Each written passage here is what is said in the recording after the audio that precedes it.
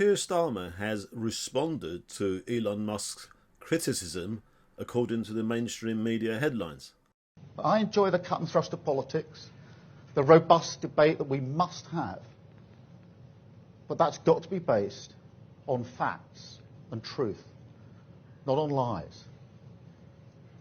Was that a response? Seriously? That was a response to all those questions and allegations? Which specific question or allegations of cover-up did Starmer respond to exactly? Instead, he waffled on about the far right and Islamophobia, exactly the same mudslinging tactics that was used and allowed the biggest moral scandal in the history of the Western democracies. People want to know why, despite thousands of young children across Britain who were repeatedly gang raped, not one police officer, not one official has been prosecuted for such a gigantic failure, and instead Keir Starmer, the most minority Prime Minister in British history, supposedly responds by going on about the far right and Islamophobia again. But those days are gone. People are not fooled by these slandering and vilifications. There's a good word for describing how Starmer responded to Elon Musk's allegations. It's called circumlocution, meaning speaking in a roundabout way to avoid addressing an issue directly.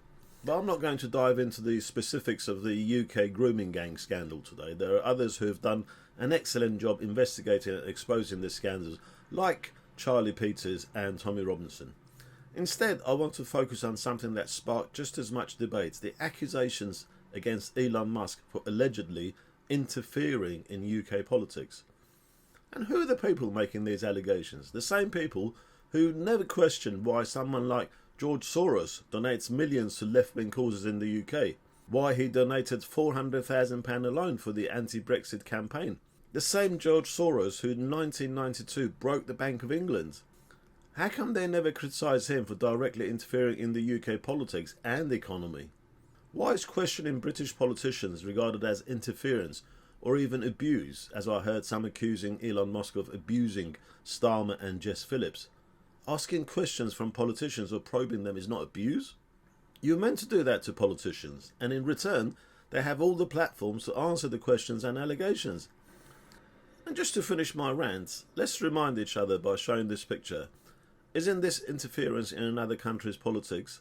Kneeling for George Floyd, a convicted American criminal? As Winston Marshall puts it, if it's acceptable for British politicians to kneel for George Floyd, why is it not acceptable for American citizens to tweet about the victims of British rape gangs?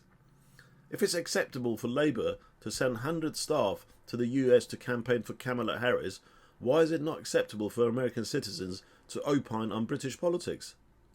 If it's acceptable for Labour's leading politicians such as Lammy and Khan to slander Trump as racist, why is it not acceptable for Americans to criticise British politicians for the systematic betrayal of British children?